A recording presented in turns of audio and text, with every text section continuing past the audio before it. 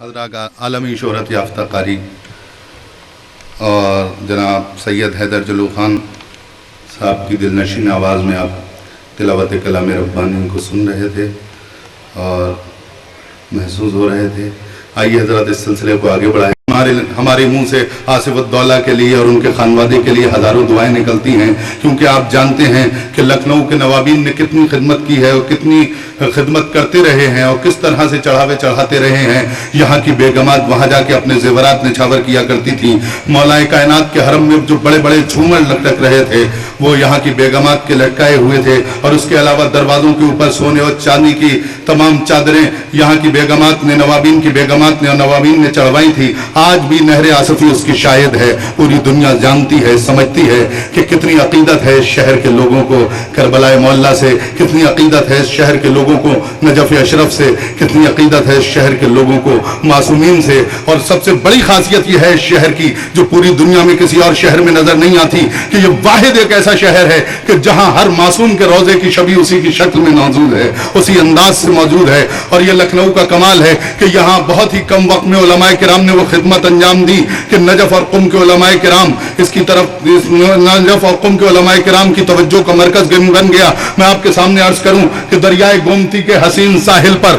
علماء کرام نے نوابین اودھ کے ساتھ مل کر ایسی تہذیب بنائی تھی اور ایسی تہذیب کو آگے بڑھایا تھا اور ایسی تہذیب کی آبیاری کی تھی کہ جہاں اتحاد کی فضا ہموار ہوا کرتی تھی، جہاں ایک دوسرے کے ساتھ مل کے عزاداری کی جاتی تھی، جہاں ایک دوسرے کے ساتھ مل کے جشن منائے جاتے تھے۔ میں بہت زیادہ وقت آپ کا نہیں لوں گا کیونکہ وقت بہت کم ہے اور ہمیں دو تین مقررین کو سننا بھی ہے، لیکن ماحول کو ہموار بنانے کے لیے دو تین جملے ضرور عرض کرنا چاہتا ہوں۔ آئیے ہم اس عظیم الشان شخصیت کی بارگاہ میں خراج پیشین کریں۔ اے میدان قضاوت کے دیدہ قاضی، اے اقلیم شجاعت کے عظیم شجاع، سورما، سابند، غازی، کہ جس کو دیکھ کے مرحب و انتر کی روحیں لرز جایا کرتی تھیں۔ اے اقلیم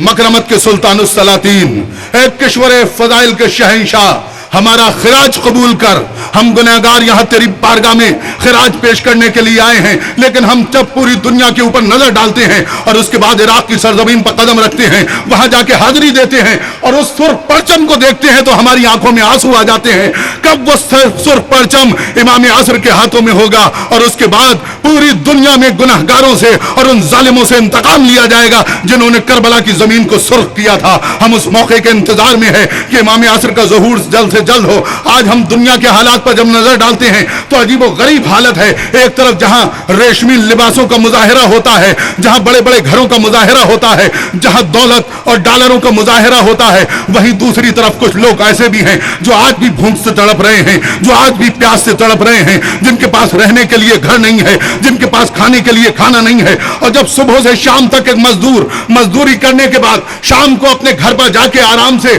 اپنے پسینے کے قطروں کو صاف کرتا ہے تو اس کی نگاہوں کے سامنے وہ منظر ضرور آ جاتا ہے کہ ایک شخص ایسا ہے کہ جو کبھی مسند قضاوت پر بیٹھا ہوا ہے، جو کبھی مسند حکومت پر بیٹھا ہوا ہے، جس کے ہاتھوں میں کبھی تلوار گردش کر رہی ہے، لیکن ایک موقع وہ بھی ہوتا ہے کہ جب رات کے سناٹے میں وہ غریبوں کی مدد کرنے کے لیے اور یتیموں کی پرورش کرنے کے لیے گھر سے باہر نکلتا ہے تو کہیں کنویں کھودتا ہوا نظر آتا ہے، کہیں غریبوں کی شکم سیری کرتا ہوا نظر آتا ہے، کبھی یتیم پروری کرتا ہوا نظر آتا ہے۔ پوری دنیا کے جتنے بھی غریب ہیں آج بھی اس شہنشاہ کو یاد کرتے ہیں جو بیٹھا ہوا مسند عدالت پر تھا، جو بیٹھا ہوا مسند حکومت پر تھا، لیکن غریبوں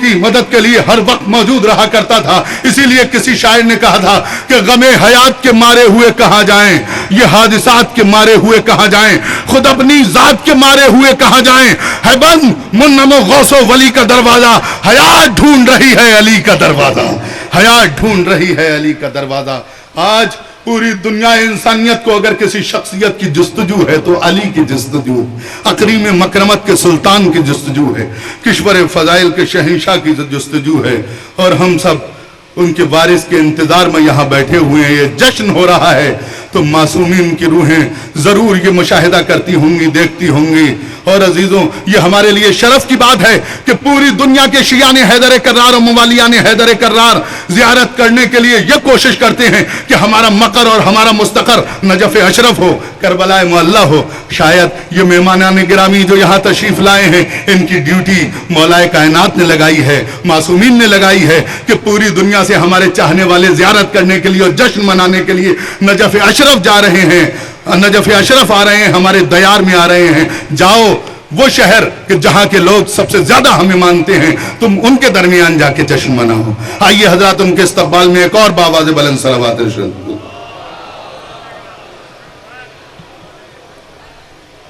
वक्त बहुत कम है, लिहाजा मैं अब ज़्यादा वक्त नहीं लेना चाहता, लिहाजा मैं गुजार हूँ इफ्तिताही तकरीर के लिए हुज्जतुल इस्लाम वल मुस्लिमीन शेख सलाह करबलाई, जो अतबा अब्बासिया मुक़द्दसा के जनरल सेक्रेटरी के नुमाइंदे हैं और उन्हीं की तरफ से यहाँ तशरीफ़ लाए हैं। वो यहाँ तशरीफ़ लाएँ और अपने ख़यालात का इज़हार करें। हुज्जतुल इस्लाम वल मुस्लिमीन शेख सलाह करबलाई, आप हज़रात उनके इस्तकबाल में एक बावाज़ बुलंद सलावत इरशाद फरमाएँ। मैं मौलाना सफ़ी हैदर साहब से गुजारिश करूँगा कि वहाँ के तशरीफ़ ले आए। आप हज़रात एक और बावाज़ बुलंद सलावत इरशाद।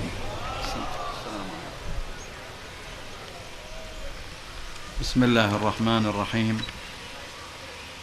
वल्हम्दुलिल्लाहि रब्बिल आलमीन अल-अव्वल बिला अव्वल कान क़ब्लह वल आखिर बिला आखिर कान बअदह अल-अव्वल बिला ज़वाल वल आखिर बिला फ़ना वउसल्ली वउसल्लिम अला नबीहिल मुस्तफ़ा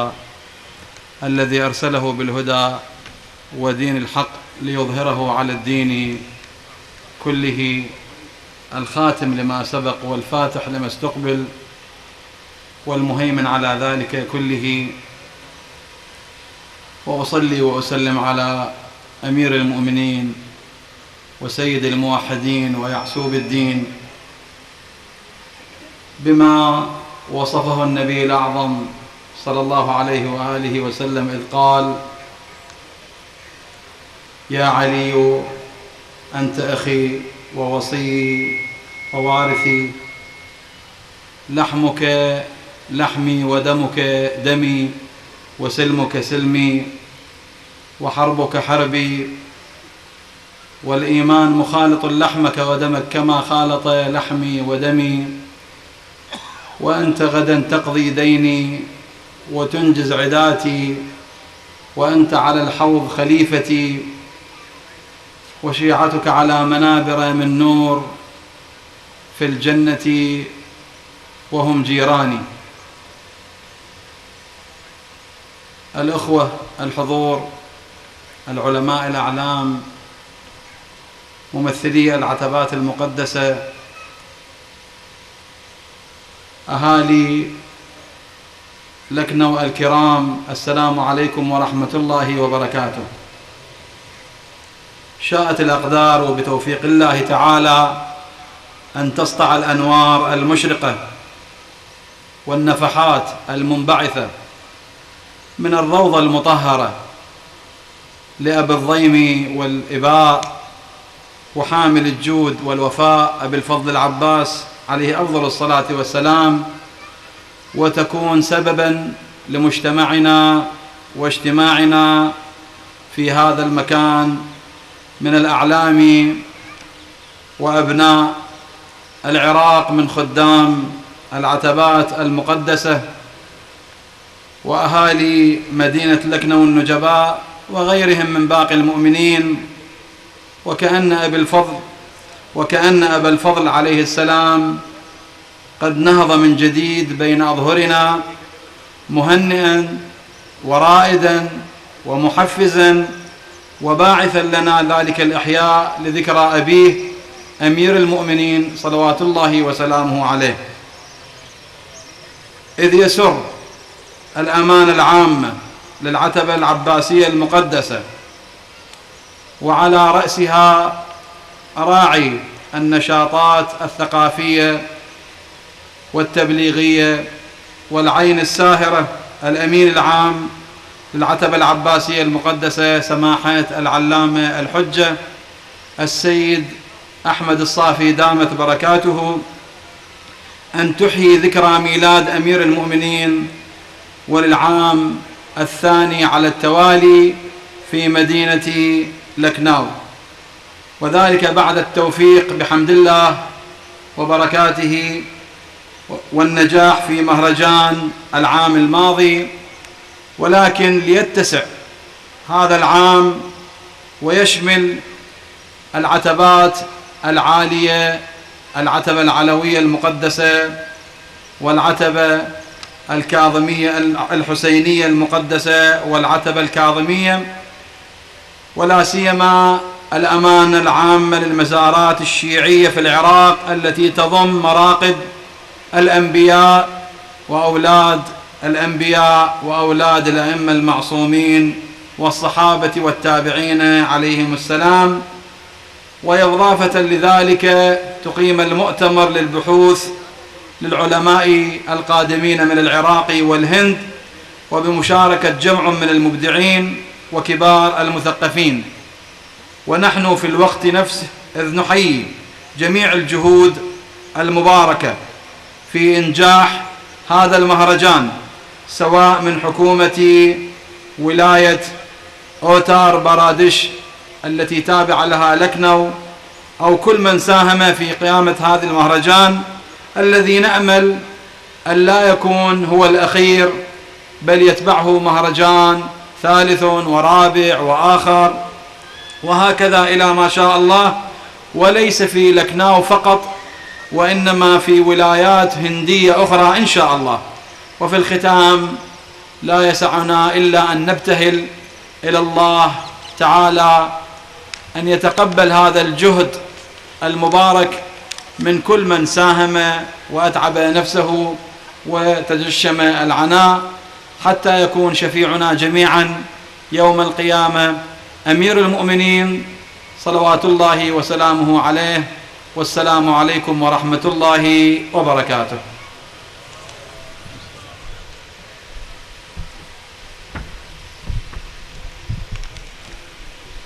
حجت الاسلام والمسلمین شیخ صلاح کربلائی جو عتبہ عباسیہ مقدسہ کے جنرل سیکریٹری کے نمائندے ہیں، ان کی پرمغز تقریر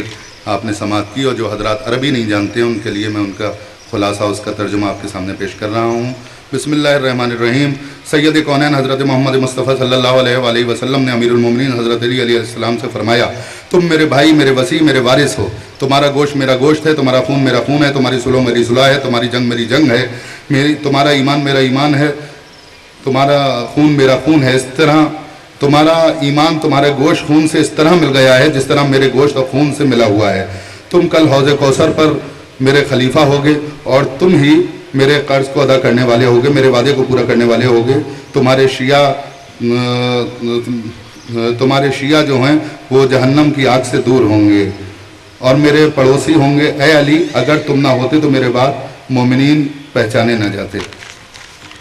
قسمت نے ساتھ دیا اور توفیق الہی شامل حال ہوئی کہ حضرت ابو الفضل عباس علیہ السلام کے روضہ مبارک سے نور ساطع ہوا اور ہمارے اس اجتماع کا سبب بنا، اور یہاں ہم عراق کے علماء کرام، شہر لکھنؤ کے علماء اعلام، مومنین، اطباء عالیہ کے عراقی خدام اور دیگر مومنین کرام اور اس عظیم الشان جشن میں شرکت فرما رہے ہیں۔ یہ دیکھ کر ایسا محسوس ہوتا ہے کہ گویا حضرت عباس علیہ السلام ہمارے درمیان تشریف فرما ہیں اور اپنے والد گرامی کے یوم ولادت کی مناسبت سے منعقد ہونے والے اس جشن میں شرکت فرما رہے ہیں۔ ایک صلوات بھیجیں۔